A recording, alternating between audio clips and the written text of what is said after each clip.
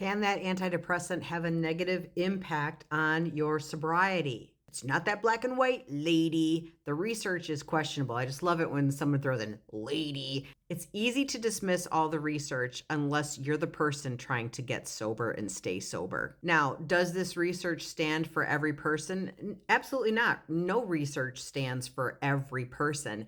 However, just imagine being the person who was never told that taking an antidepressant could negatively impact your sobriety. Wouldn't you want to know that? Wouldn't you want to know that an antidepressant can increase your alcohol tolerance, can decrease your inhibition, and can increase triggers for alcohol or the substance? Wouldn't you want to know that before being prescribed that? Or wouldn't you want to know if you were being prescribed something and you're on it and suddenly you develop an addiction or an alcohol use disorder, something like that? And you're like, what is causing this suddenly? And it was because you were on an antidepressant?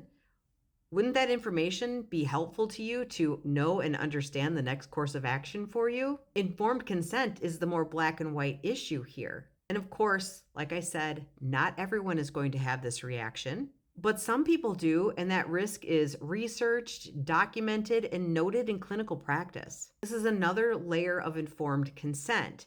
And personally, I feel like the addiction community is the next population developing dependence on psychiatric medication.